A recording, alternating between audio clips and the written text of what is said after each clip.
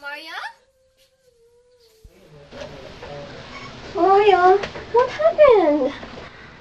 Oh, why are you crying? Don't worry. I know. So tomorrow will soon be excommunicated, okay? Tia is a fan. I know, and then we'll make a way for you to see each other, okay? Don't worry. Don't worry. What happened to her? Listen, you're here. Maria Clara is crying. She's worried about Ibarra. Speaking of which, Friar Damaso has told me to break the engagement of Ibarra and Maria Clara. He told you what? No! It can't be! I have no choice. He told me that I will be punished, not just here on earth, but after death if I do not follow what they say. Father Sibylas also told me to cut off the engagement of Ibarra and Maria Clara. But you owe Ibarra 50,000 pesos.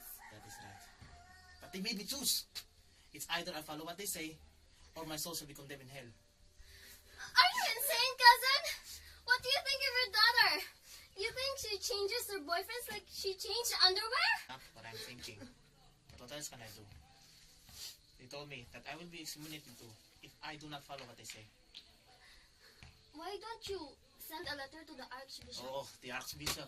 It's just the same. They protect their own kind. So Maria, please stop crying. The Gobernador General is coming, but we must meet him.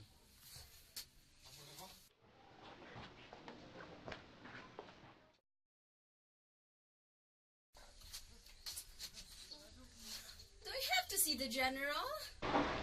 You have to, Maria. Do you want to put your father in shame? No, but if only I could do something. Don't worry.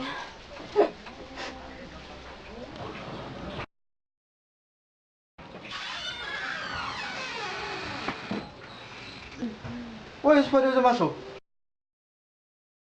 Buenas noches, General. I am Padre Salvi. Padre Damaso can't come because he is sick. Governor, it is a pleasure to meet you. I am Capitan Salvi. Is this beautiful lady is your daughter? Yes, sir, she is. It was tough of you to stop Ibarra from killing Father Damaso. You know, I've heard some interesting things about you, and what you did was truly unforgettable. It would be my honor to say this to the king. You should be given a reward. Governor, Don Crisostomo Ibarra is now here. Oh, send him in. General, let me tell you that Don Crisostomo Ibarra is an excommunicado. General, It's my pleasure to finally meet you. it's an honor for me to receive a warm welcome from you. Highness. I was thinking of asking the King of Spain for you for being a nobleman to build a school here. I'll try to talk to Archbishop and do matters about being you as an excommunicated. What happened about you and Father Damaso will never happen again. Capitan Chago, I think Ibarra and Maria Clara are perfect for each other.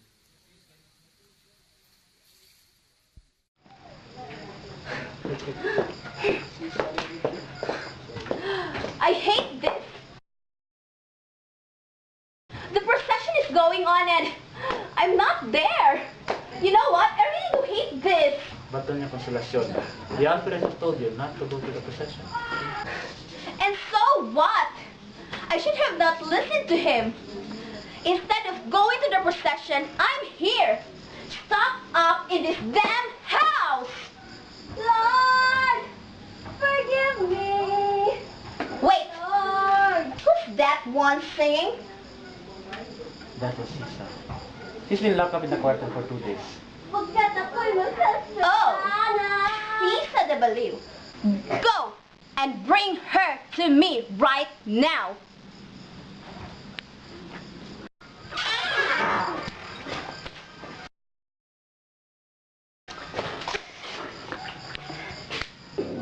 Bravo, bravo, bravo. Vamos, magkantor ikaw.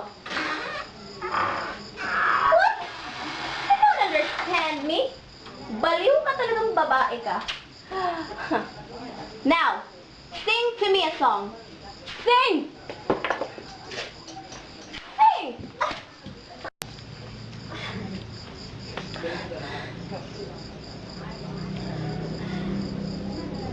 A dream,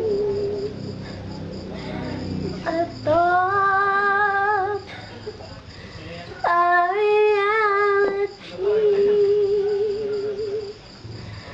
One that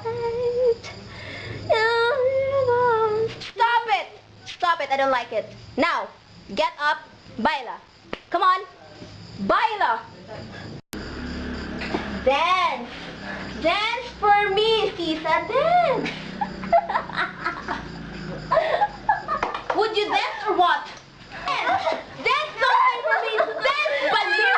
Dance. Ano ka ba? Sumayaw ka. Ano ka ba? Sumayaw. Dance. Dance. What? Could you say anything? Say good evening to your husband. At least. You're such a pain in the ass. Guards, take seats to the maid. Tell them to take care with their wounds. Should be brought to Don Ibarra as soon as possible.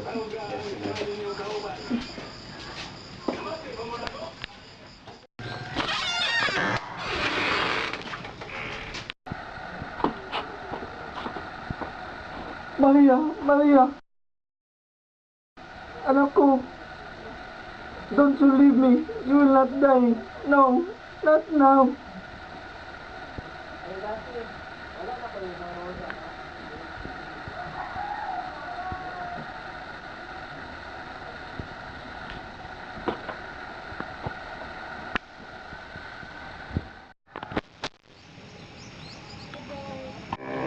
Excuse me, Father. May I interrupt you? Father, let me introduce you, Mr. Alfonso. Maiwan ko po muna.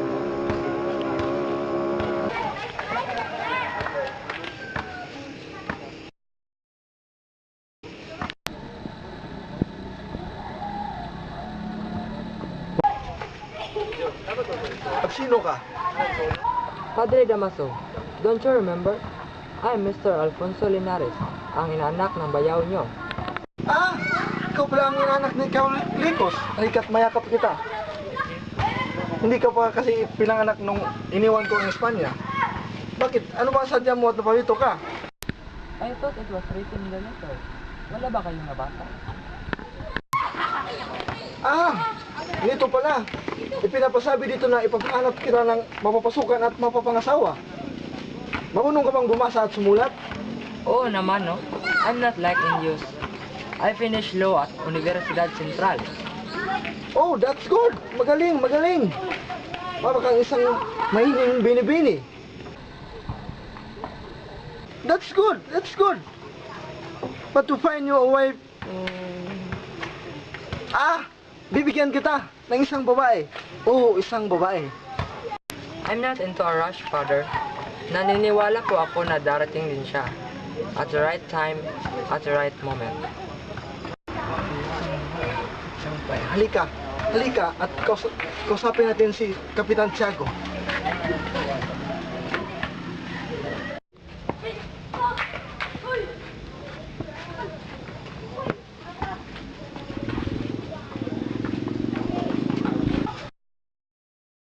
Good morning, Father Salvi.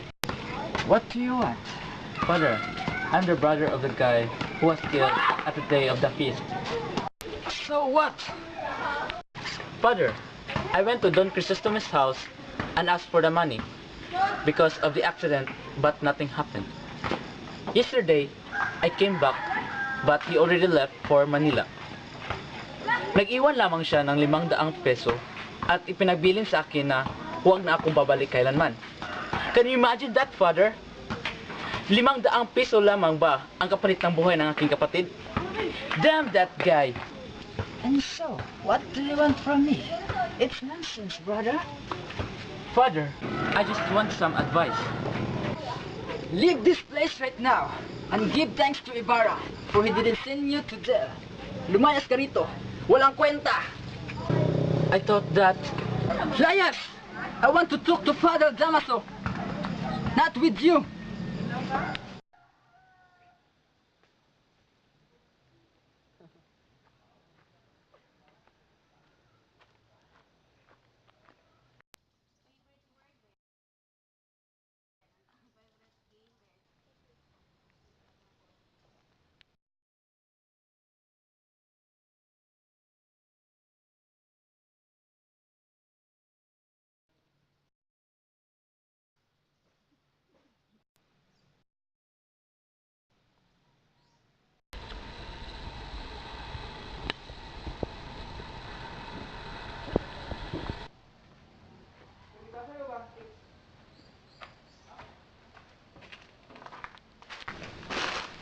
Is that you, Elias?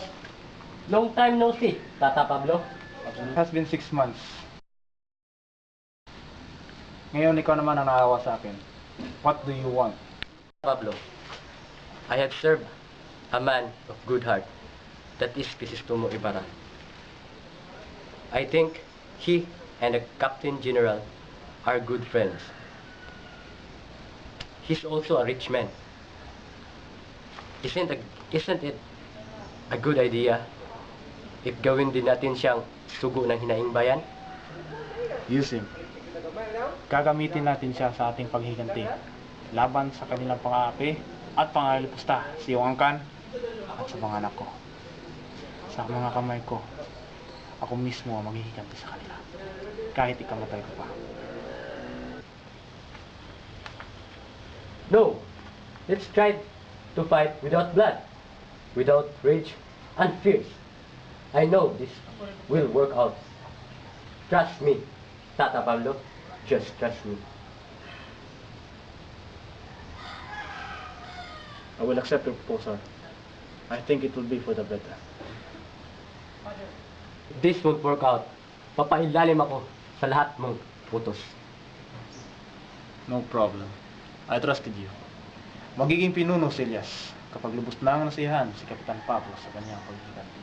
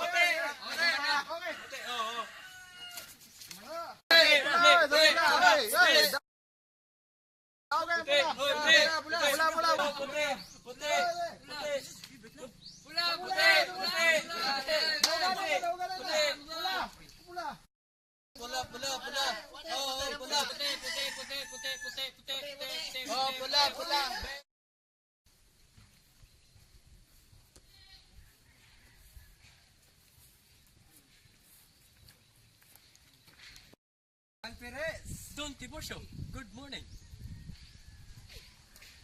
You don't have to shake hands with him. Hindi mo man lang pinangalagaan ang iyong ranggo. But he's our chief. So what? We're not an Indio?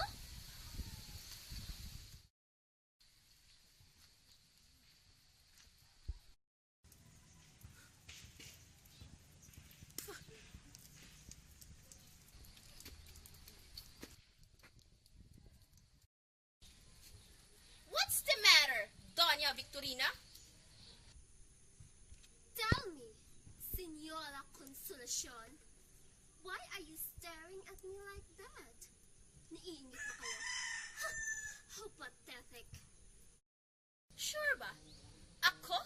Naiinggit sa'yo? Opo, naiinggit ako sa kulot mo! Let's go! Don't you dare! Leave me alone! Let me handle this. Ipapakita ko sa kanya kung gaano siya kawalang hiya! Hey! Look at me! No thanks!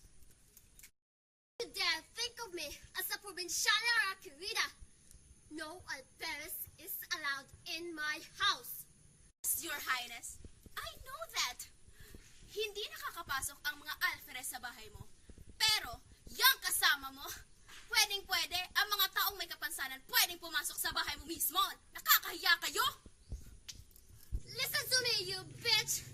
Would you like to wash my clothes? I'll pay for it. Akala mo ba hindi ko alam na isa kang labandera noon? Past is past! Never settle with that nonsense! You speak too much! Akala mo ba hindi ko kilala kung sino ka at sino yung kasama mo? Let me tell you, Doña Victorina, iisa lang ang umaangkin sa akin. But you, patay gutom lang ang nakakatiis sa tira. Sa tapon ng buong mundo, nakakahiya kayo. Get the hell out of here and show me what you got! You bitch, you Kirita!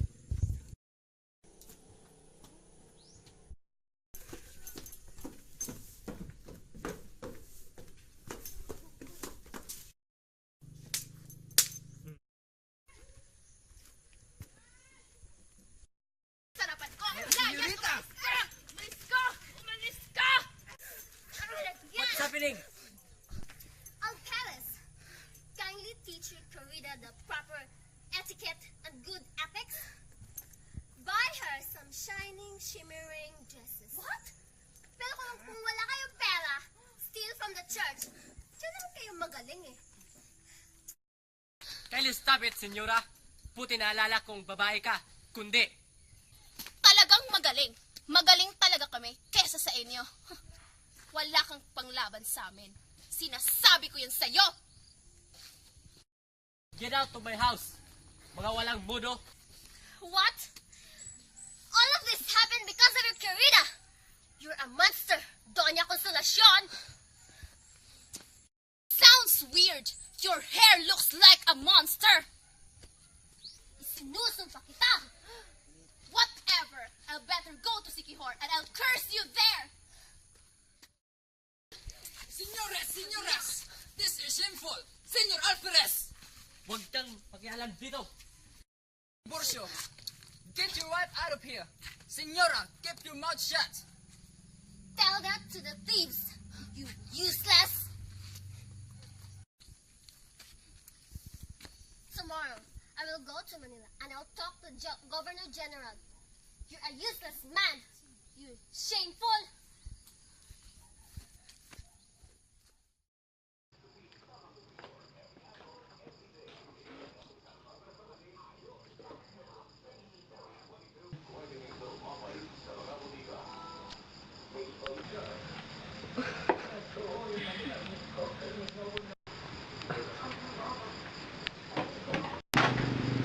It's nice to see you.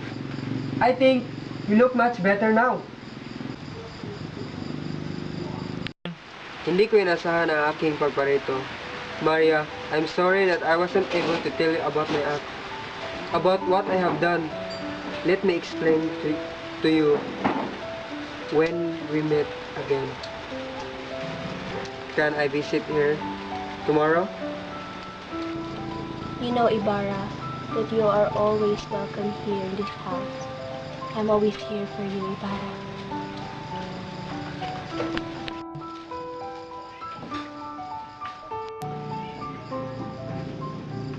I can't tell you what it really is. I can only tell you what it feels like. And right now there's a steel knife in my windpipe. I can't breathe but I'll still fight. Well, I can fight as long as the wrong feels right. It's like I'm in flight, high off a log, drunk from my hate. It's like I'm huffing pain. I love her the more I suffer, I suffocate. And right before I'm about to drown, she resuscitates me. She hates me, but I love her. Wait, where you going? I'm leaving you. No, you ain't come back. We're running right back. Here we go again. It's so insane, cause when it's going good, it's going great. I'm Superman with the wind in his back. She's Lois Lane, but when it's bad, it's awful. I feel so ashamed. I snap, who's that dude? I don't even know his name. I lay hands on her, I never stoop so low again. I guess I don't know my own strength. Just gonna stand here and watch me. It's all about reform. Because they all need a father